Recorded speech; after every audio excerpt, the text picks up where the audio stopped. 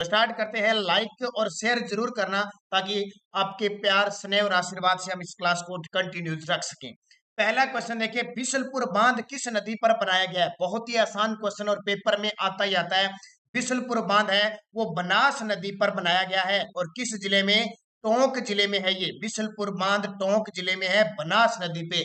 ध्यान रखना, बनास नदी पे तो है। कई बार अगर इसका पूछ ले कि बिशुलपुर बांध त्रिवेणी संगम किस त्रिवेणी संगम पे है, कई बार एग्जाम में पूछ लिया जाता है, तो बनास, खारी और डाई। ध्यान रखना, बनास, खारी और डाई राजमहल के अंदर है। ध्यान रखना, ये राजमहल नामक स्थान पे। अगर डीपली क्वेश्चन पूछे सीधा पेपर में, वैसे सीधा ही आता है कि ये किस नदी पर बना हुआ है, बनास नदी पर। लेकिन जहां ये बांध बनाया हुआ है, संगम भी बन रहा है बनास, खारी और डाई का। ये नई चीज बता रहा हूं मैं आपको, राजमहल है टोंक के अंदर। इस थोड़ा इसको राजमहल गांव के अंदर थोड़ा ध्यान रखना, इंपॉर्टेंट है।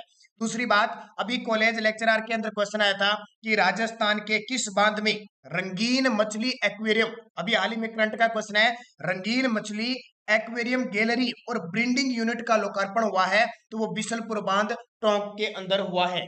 इससे अलावा एक ताजा क्वेश्चन ये है कि राजस्थान विश्वविद्यालय, जो राजस्थान विश्वविद्यालय उसको जलापूर्ति अब बिशलपुर बांध से होगी। जयपुर शहर को जलापूर्ति भी बिशलपुर बांध से पाइपलाइन के माध्यम से की जा रही है। इसके अलावा ब्यावर, अजमेर,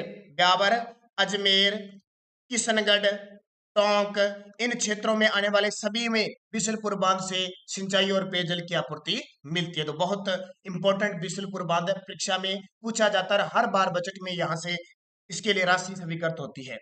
खनिजों का अजायब घर कहलाता है, बहुत ही आसान सा क्वेश्चन है। खनिजों का अजायब घर, राजस्थान को खनिजों का अजायब घर कहते हैं। बहुत ही आसान क्वेश्चन है, फिर भी एग्जाम में पूछा जाता है, राजस्थान को खनिजों का अजायब घर कहते हैं। अब ताजा अपडेट मैं ये बता देता हूं कि राजस्थान में वर्तमान में आर्थिक समीक्षा 2020-21 की रिपोर्ट के अनुसार वर्तमान में राजस्थान में 81 खनिजों का भंडार प्राप्त हुआ है। कितने? राजस्थान में 81 प्रकार के खनिजों का भंडार है, जिसमें वर्तमान में 57 खनिजों का खनन किया जा रहा है। ये बहुत इंपॉर्टेंट है, इसको अच्छे तरीके से पढ़ना। टोटल 81 प्रकार के खनिज राजस्थान में उपलब्ध है, जिसमें से 57 प्रकार के खनिज है उनका खनन किया जा रहा है। अगला, राज्य के किस जिले में राज्य सरकार द्वारा सर्वाधिक पशु मेलों का आयोजन करती है? यानी राजस्थान के किस जिले में सबसे ज्यादा पशु मेलों का आयोजन होता है? तो वो आपका नागौर जिला हो जाएगा। नागौर जिले में पूरे राजस्थान में सबसे ज्यादा पशु मेलों का आयोजन होता है। अब तीन चीजें याद रखना, आपसे सीधा प्रश्न पूछे राज्य के अंदर सबसे ज्यादा धार्मिक मेले कहाँ लगते हैं, सीधा पूछे तो आपका उत्तर हो जाएगा डूंगरपुर। धार्मिक मेलों के मामले में डूंगरपुर। और किस महीने में लगते हैं? सबसे ज्यादा भाद्रपद महीने में। पशु मेला पूछे तो सबसे ज्यादा नागौर जिले के अंदर। ये चीज याद रखना, सबसे ज्यादा खारे पानी की झील भी कहां पे है? नागौर जिले के अंदर। ये क्वेश्चन बहुत पूछे जाते हैं। और नागौर में तो एक बहुत ही प्रसिद्ध है पर्वत सर जो तेजाजी पशु मेला है, राजस्थान का आय की दृष्टि से सबसे बड़ा पशु मेला है। तो सबसे ज्यादा नागौर के अंदर। राजस्थान के सर्वाधिक विस्तृत क्षेत्र में पाई जाने वाली मिट्टी कौन सी है? राजस्थान के सर्वाधिक विस्तृत क्षेत्र में पाई जाने वाली मिट्टी कौन सी है? और राजस्थान के सर्वाधिक विस्तृत क्षेत्र में पाई जाने वाली मिट्टी कौन सी है? सीधी सी बात आपको पता है, रेतीले। जो पश्चिमी मरुस्थल में रेतीले टिब्बे हैं, वहां सबसे ज्यादा रेतीली बलुई मिट्टी पाई जाती है अपने राजस्थान में सर्वाधिक। मृदा अपर्दन में सर्वाधिक सहायक नदी कौन सी है? देखिए कितना आसान क्वेश्चन है, कोई भी पेपर ले लेना, चंबल नदी से प्रश्न आएगा। मृदा अपर्दन के लिए चंबल नदी जानी जाती है, उत्खात भूमि के लिए, बीड़ क्षेत्र के लिए, डांग क्षेत्र के लिए, ये इन सब क्षेत्र के लिए चंबल नदी, और बाढ़ के लिए भी चंबल नदी राजस्थान की सबसे लंबी। और मिट्टी अपर्दन, मृदा अपर्दन में सबसे ज्यादा जो करने वाली काम है वो चंबल नदी करती है। राज्य में वन्य जीव कोष द्वारा प्रोजेक्ट टाइगर का प्रारंभ कब किया गया? राजस्थान में वन्य जीव अभ्यारण्य, ये जो अधिनियम बना हुआ है पूरे देश के अंदर 1972 के तहत वन्य जीव कोष का गठन किया गया। उसके तहत राजस्थान में अप्रैल 1973 को टाइगर रिजर्व शुरू किया गया। और राजस्थान का पहला टाइगर रिजर्व बना था रणथंभौर राष्ट्रीय उद्यान, जो सवाई माधोपुर के अंदर पहला। दूसरा बना था सरिस्का 1978 में। तीसरा बना था मुकुंदरा हिल्स 2013 में। और अब 2021 में बन गया रामगढ़ विषधरी बूंदी के अंदर। आक्कलवुड फॉसिल पार्क कहां स्थित है? ये भी बहुत इंपॉर्टेंट है। आक्कलवुड फॉसिल, प्राकृतिक वनस्पतियां और प्राकृतिक चीजों का अवशेष जो मिला है वो कहां मिला है? जैसलमेर और बाड़मेर में। जो मरु उद्यान है, राष्ट्रीय मरु उद्यान है, राजस्थान का सबसे बड़ा अभ्यारण्य है ये। इसके अंदर जो 3162 वर्ग किलोमीटर है, इसमें राजस्थान सरकार द्वारा अभी हाल ही में ग्रीन प्रोजेक्ट चलाया जाएगा, ये भी आपको याद रखना है। राज्य के वन क्षेत्र के सर्वाधिक भाग में मुख्यतः कौन से वन पाए जाते हैं? राज्य के वन क्षेत्र में सर्वाधिक भाग में मुख्यतः कौन से वन पाए जाते हैं? तो ये तो आसान सा क्वेश्चन है, आपको पता ही है, धोक वन पाए जाते हैं, सबसे ज्यादा धोक वन। और ध्यान रखना, कई बार धोक पूछ लिया जाता है, कौन से धोक होते हैं? तो उष्ण कटिबंधीय, ये होते कौन से हैं?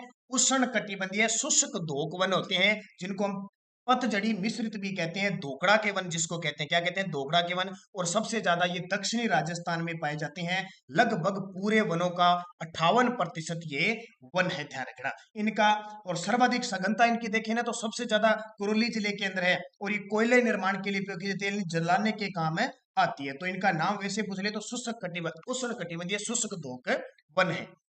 अगला, ग्रामीण युवाओं को स्वरोजगार हेतु प्रशिक्षण कार्यक्रम कब प्रारंभ किया गया?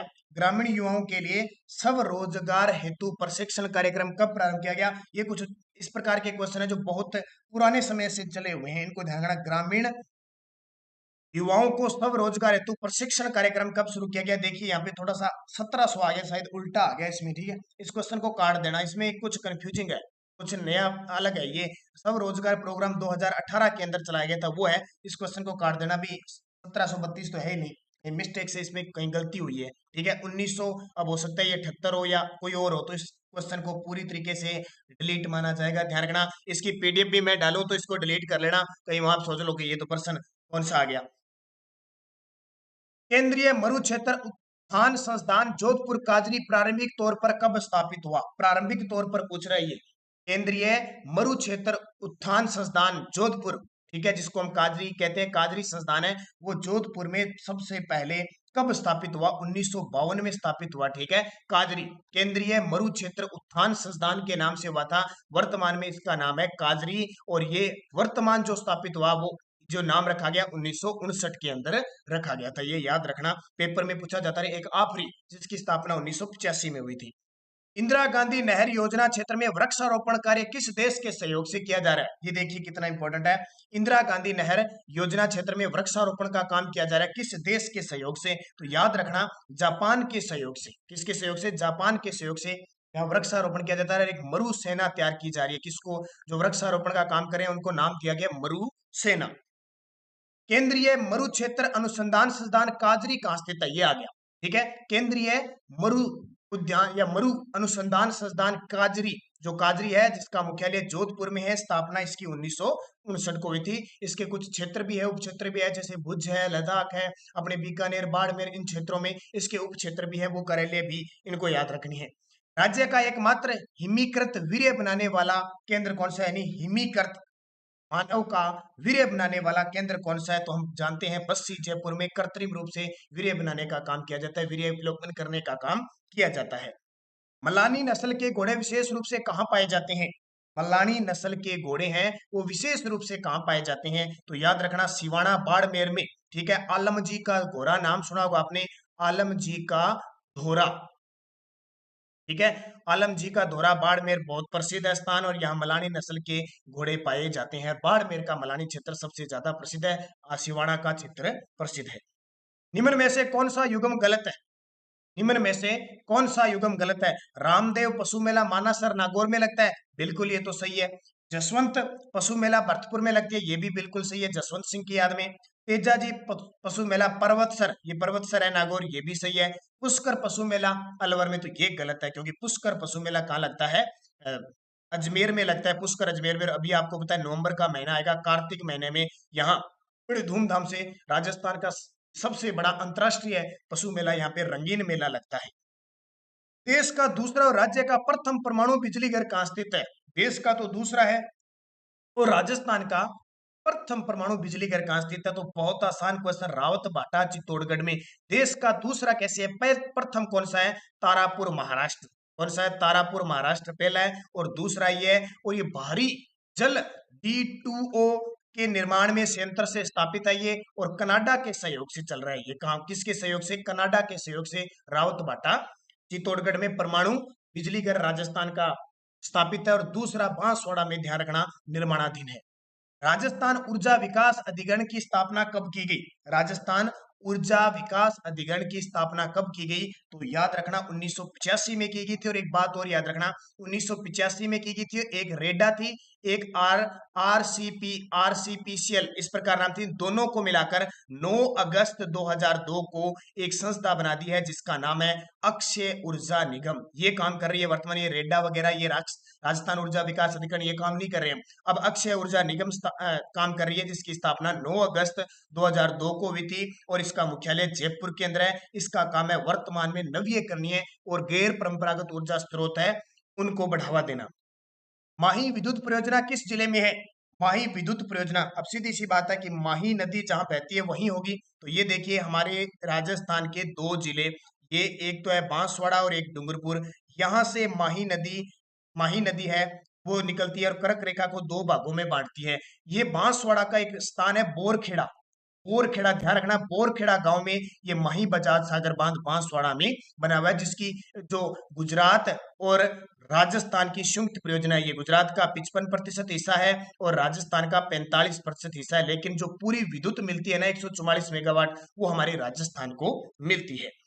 राज्य में सर्वाधिक विद्युत शक्ति का स्रोत, राज्य में सर्वाधिक यानी सबसे ज्यादा जो विद्युत उत्पादित की जाती है वो किससे होती है? तो कोयले से होती है, जिसको हम कह सकते हैं ताप विद्युत। इसका सबसे बड़ा उदाहरण Suratgarh thermal power, Kota thermal power और छबड़ा बारा, ये सारे कोयले पर आधारित है। मांगरोल 12 केंद्र है, चित्तौड़गढ़ केंद्र है, ये सारे कोयले पर आधारित है। तो राजस्थान में सर्वाधिक जो विद्युत उत्पादित होती है वो ताप से होती है। दूसरे नंबर पे जल से होती है।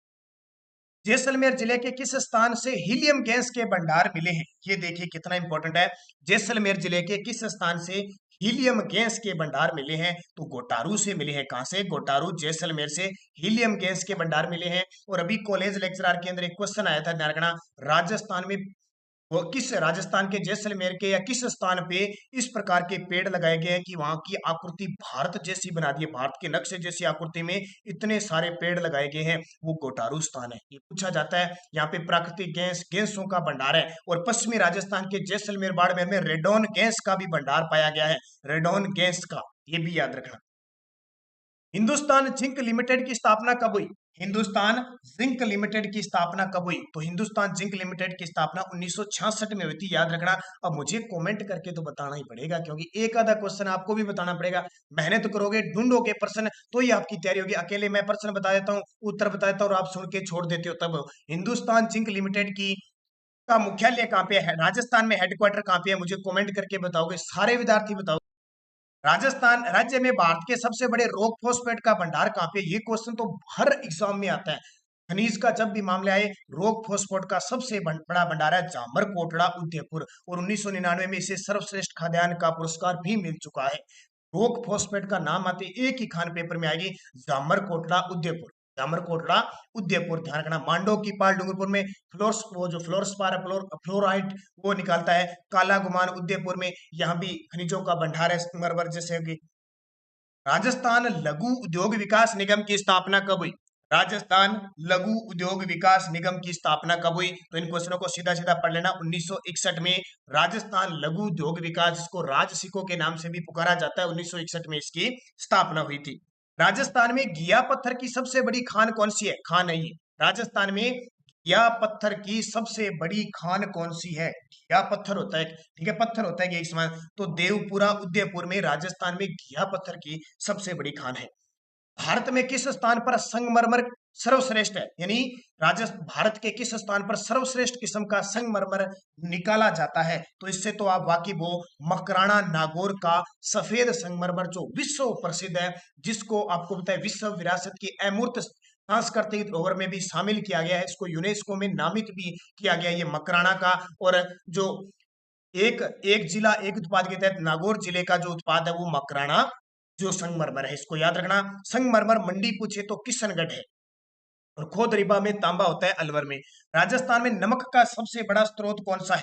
राजस्थान में सबसे ज्यादा नमक का उत्पादन किया जाता है पंचभद्रा बाड़मेर। कहां से? पंचभद्रा बाड़मेर। नमक का यहाँ ऑप्शन से कह रहा हूं। वैसे राजस्थान में सबसे ज्यादा सांबर झील से नमक का उत्पादन किया जाता है, लगभग 8.7%। टोटल पूरे राजस्थान में, पूरे भारत का 12% के आसपास नमक उत्पादित किया जाता है। राजस्थान में सबसे ज्यादा खारे पानी की झील नागौर में और उसके बाद में सिक्कर में है, ये भी याद रखना। इसके अलावा पंचभद्रा बाड़मेर में 98% सोडियम क्लोराइड की मात्रा है, इसलिए स्वाद की दृष्टि से सबसे उत्तम माना जाता है यहाँ का नमक। और दूसरी बात, भारत का सबसे ज्यादा स्वाद के मामले में सबसे ज्यादा खारा नमक ये पंचभद्रा वाला है। हीरे की खान राजस्थान के किस जिले में है? तो ये कल परसों मैंने आपको बताया था, चित्तौड़गढ़ के अंदर की हीरे की खान है, उस स्थान का नाम बताना। अब आपसे मैं क्यों पूछ रहा हूं, क्योंकि कल जो मैंने आरबीएससी की बुक में क्वेश्चन दिए बताया था आपको, ठीक है, चित्तौड़गढ़ के अंदर कौन सी खान है जहां हीरे की खान राजस्थान में चित्तौड़गढ़ में, ध्यान रखना केसरपुरा, बता ही देता हूं मैं, केसरपुरा के अंदर ये प्रसिद्ध है। राजस्थान में यूरेनियम के अधिकतम भंडार किस जिले में है? तो राजस्थान में हमारे यूरेनियम के अधिकतम भंडार है वो डूंगरपुर के अंदर है। हालांकि खनन जो किया जा रहा है वो उमरा वगैरह खान है उदयपुर के अंदर, लेकिन भंडार सबसे ज्यादा डूंगरपुर में पाए गए हैं, खनन होना जरूरी नहीं है। राजस्थान की सबसे बड़ी सूती वस्त्र मिल कौन सी है?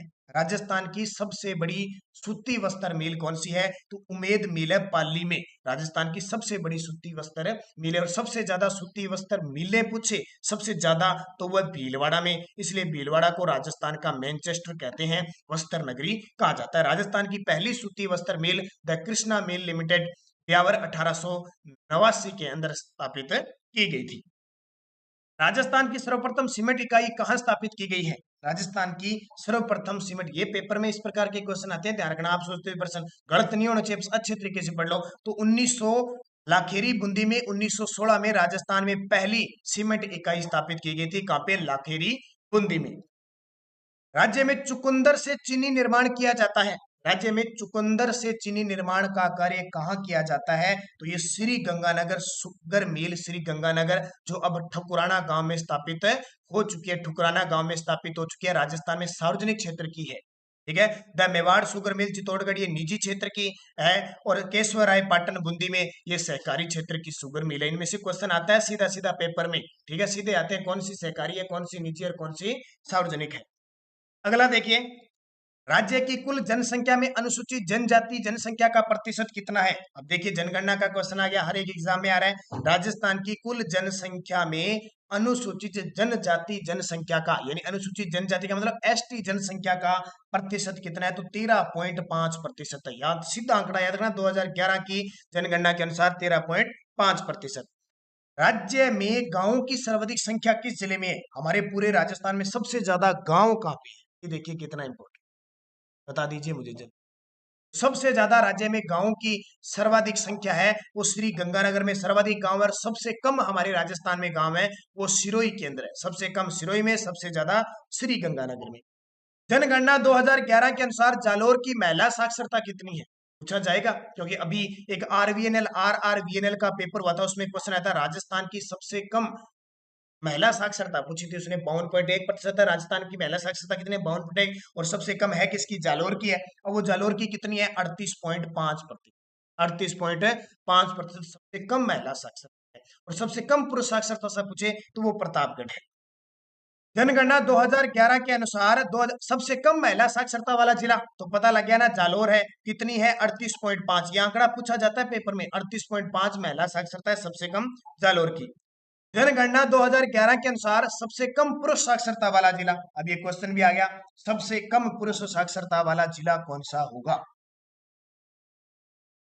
तो यहाँ पे देखो, वैसे तो प्रतापगढ़ में है सबसे कम, लेकिन प्रतापगढ़ का ऑप्शन नहीं है, तो उत्तर इससे बाद में आ जाता है बांसवाड़ा। कौन सा आ जाएगा? बांसवाड़ा में। ये देखिए पेपर में आजकल पहला या दूसरा छोड़ देते हैं, कई बार तीसरा पूछते हैं। तो जनगणना 2011 के अनुसार सबसे कम पुरुष साक्षरता है वो प्रतापगढ़ है, उसके बाद में बांसवाड़ा है। जनगणना 2011 के अनुसार पुरुष साक्षरता वाला जिला सबसे ज्यादा हमारे राजस्थान में पुरुष साक्षरता झुंझुनू जिले की है, जिसकी पुरुष साक्षरता कितनी है? ये नोट कर लेना, क्वेश्चन बहुत इंपॉर्टेंट है, पेपर में आ जाएंगे, और ये मेरिट निर्धारित करते हैं हर एक क्वेश्चन की, हर एक पेपर की इस प्रकार के क्वेश्चन कि सबसे ज्यादा पुरुष साक्षरता झुंझुनू के वो है कितनी? तो 86.9% है। और सबसे कम महिला जो महिला साक्षरता है वो जालोर की, आपको पता लग गया कितनी है? 38.5। याद रखना अच्छे तरीके से, 38.5। सबसे ज्यादा झुंझुनू की पुरुष साक्षरता है 86.9%। और सबसे ज्यादा महिला साक्षरता है ना वो कोटा की है, सबसे ज्यादा महिला साक्षरता कोटा की। आगे क्वेश्चन आ सकता है, जनगणना 2011 के अनुसार राज्य का सर्वाधिक साक्षर जिला कोटा है। पूरे भारत के राजस्थान के अंदर सबसे ज्यादा साक्षरता है वो कोटा की है, इसलिए इसको शिक्षा नगरी कहते हैं। तो इसकी साक्षरता कितनी है? 76.6%। बहुत बार पेपर में आ चुका है। सबसे ज्यादा पूरे राजस्थान में जो साक्षर जिला है वो कोटा है सर्वाधिक। ठीक है, 76.6% यहाँ की साक्षरता है। राज्य में विदेशी सुअरों का प्रजनन फार्म किस जिले में है? जो विदेशी प्रजाति के सुअर है उनका प्रजनन फार्म है वो कहाँ पे? अलवर के अंदर। कहाँ पे? अलवर के अंदर।